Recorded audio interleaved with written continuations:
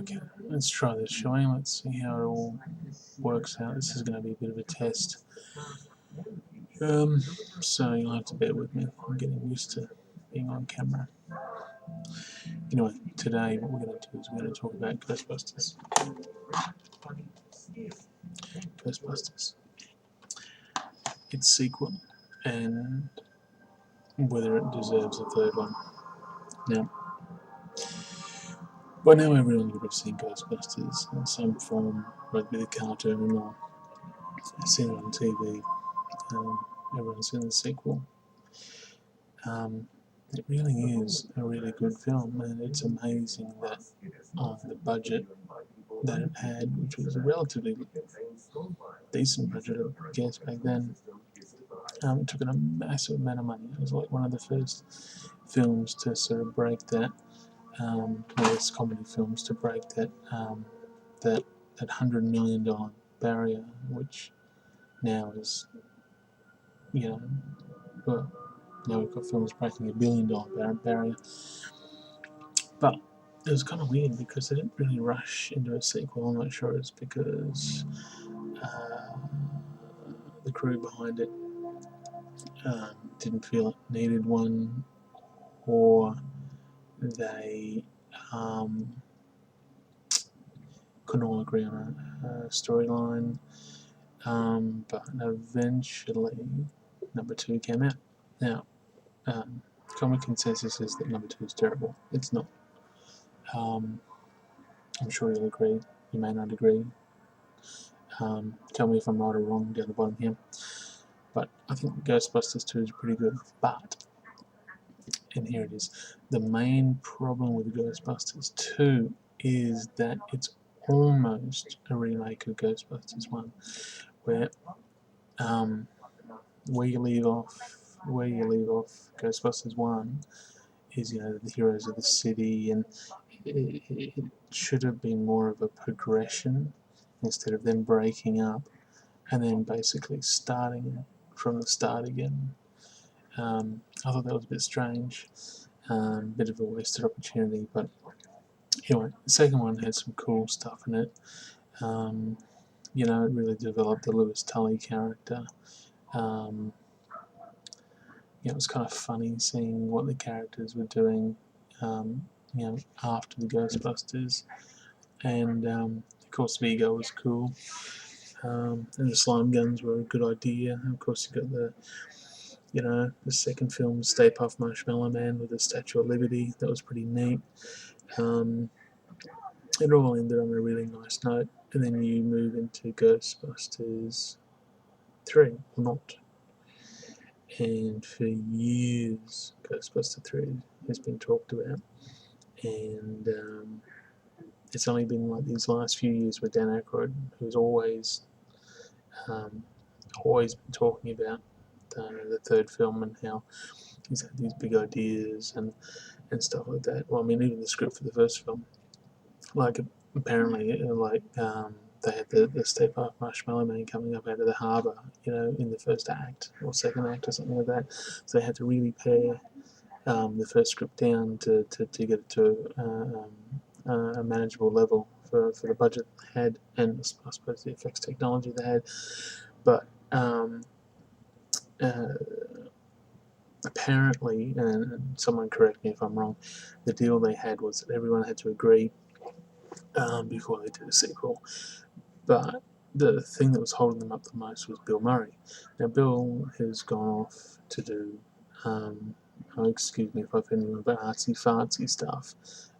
He hasn't really delved back into comedy too. I suppose you'd call some of his stuff comedy, but I don't. I'd prefer to see him in Stripes or, another Ghostbusters film than, the Fantastic Mr. Fox or another Garfield film. You're telling me you'd rather do Garfield 2, not just Garfield 1, but Garfield 2 than Ghostbusters 3. I don't know whether it's because it's an easy paycheck or what, I don't know. But whatever the case is, he's happy to do a Garfield 2, and not do Ghostbusters 3, even though bizarrely, like recently, I think it was last year, he turned up at some music awards in full Ghostbuster gear, and that was like catnip for the fans. They thought it was like off and racing, and that was his green light that Ghostbusters was going to get done. And then he went across a whole heap of talk shows saying that he didn't want a bar of it. But Dan Aykroyd was saying that he was, and he was really interested. But then I think only about a week or two ago, Dan Aykroyd was basically saying that no, Bill Murray doesn't want a bar of it, and that the whole thing was in limbo. And Bill Murray's thing was that no one wants to see old fat Ghostbusters running around, let alone having a pass the torch type of film. I don't think anyone really wants to pass the torch type of film, and no one wants to see a Ghostbuster film without Bill Murray. I mean, really, he was sort of the Ghostbusters, but I don't know. But I think the Ghostbusters was pretty amazing for its time. The effects were amazing. Were really like no one had seen stuff like that before on that sort of level.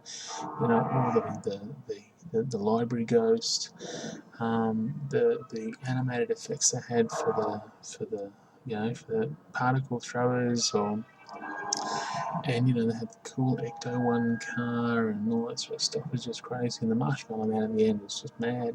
For a kid at that time, it was just crazy.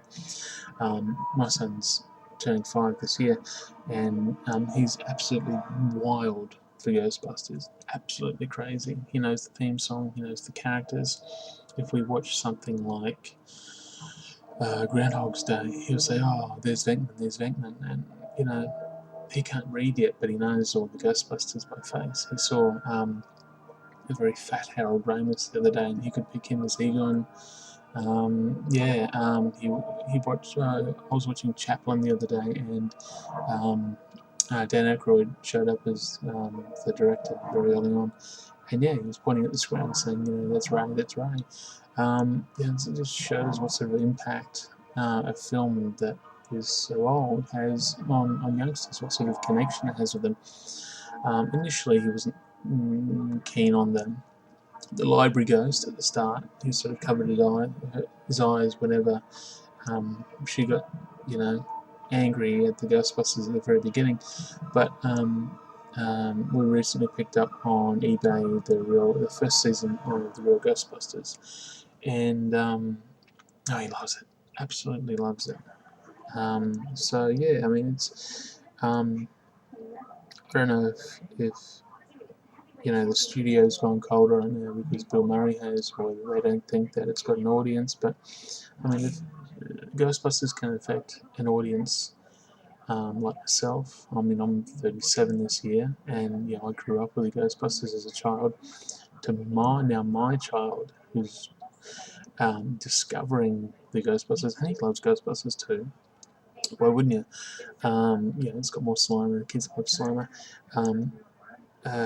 Discovering Ghostbusters and loving it as much as myself, probably you guys did as kids.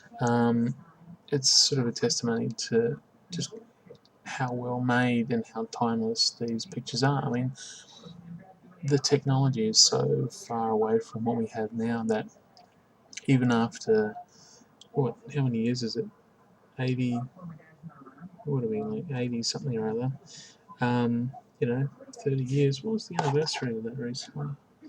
I'm sure someone will tell me. I can't read in this low light. My eyesight's terrible. But yeah, I mean, we're looking at 25 years or so, I guess. No, more than that. It'd be close to it anyway. 25, something years.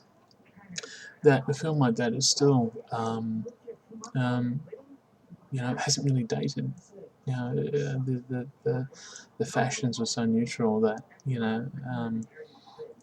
the film could have been shot yesterday. Even the optical effects have held up really well. Some of them a bit sketchy, but come on. Considering what they had to work with, and this is pre-digital. I mean, all the all the you know all the beams that came out of the guns are all like hand animated. It's crazy. Now it'd be all CGI. Everything would be CGI. Yeah, the Marshmallow Man, Slimer, and all the trap effects and all that sort of stuff. It's kind of hard to um, get through your head that now in this age when a lot of kids born from like the 90s or in the 2000s even don't have this concept of how hands-on movie making used to be, and how I won't say easy because that really is quite insulting to all the digital artists out there, but it was a lot more difficult back then. But of course, having said that, now it's a lot more technical, and digital animation is obviously just as complex, if not more, because you've got physics to sort of play into it now. But digital animation, in a way, you sort of program it, and it's I don't know, it just doesn't look as hands-on as what it used to be. If there's any animators out there, they can fill me in on if I'm speaking bullshit or not. But I have no idea really as to how different digital animation is to cell animation. But I think when you're doing um, effects, the digital age was like a massive step up for effects. I know that one of the last big budget films, and this is when Total Recall came out, the budget was 70 odd million, I think, and that was at the time when Total Recall came out, the film with the highest budget ever. And that was one of the last films to use optical effects as opposed to digital. And today, it still looks fantastic. But I mean, you can tell the difference between, say, the effects in Total Recall and something a few years after where it was digital. But now, even the cheapest of films can use digital. I mean, now it's all shot on digital. I know there's a big push now to turn to keep film, but if this proves to be popular, we'll go down that route a bit further on. But we're getting away from the Ghostbuster thing. Yeah, before I go, I'm going to go very shortly because I want to keep these relatively quick so you don't get bored and hang yourself. It's interesting to note that Ray Parker Jr. was sued by Huey Lewis and the News over his Ghostbusters song for ripping Huey Lewis off, and Huey Lewis actually won. Now I should have done my homework before I started this, but I can't remember what the song is. If I remember, I'll I'll write it down the bottom here somewhere. If any of you can remember before I put it up, feel free to put it up. But we're nearly onto the 15-minute mark, and I want to keep these around the 15 minutes just so they don't get too strenuous for you to watch. But feel free to comment on anything that I've spoke about. I'll be checking this all the time, so we can start up any sort of dialogue about the stuff you agree or disagree about, or what you liked about the Ghostbusters. Did you hate number 2? Are you glad that number 3 is not going into production? I sort of am. You get 2 good films and you don't really want to ruin it with a third. That's why I was hesitant about the 4th Indiana Jones film. Did I like it? I'll tell you if we get to that. But yeah, I think we'll call it. There. And so if you're like myself and now have children and they haven't experienced Ghostbusters yet, I think you should sit them down and start it up for them. And I think you might be surprised at how much they like it. All right, thank you very much for watching to the end. If you like it, tell me by clicking the like button down there somewhere. If you hated it, click the hate button down there somewhere and tell me why. If enough people like it, then I shall do another one. If not, then I shall probably delete it later on. Okay, have a good night, and I'll see you later on. Ta-ta.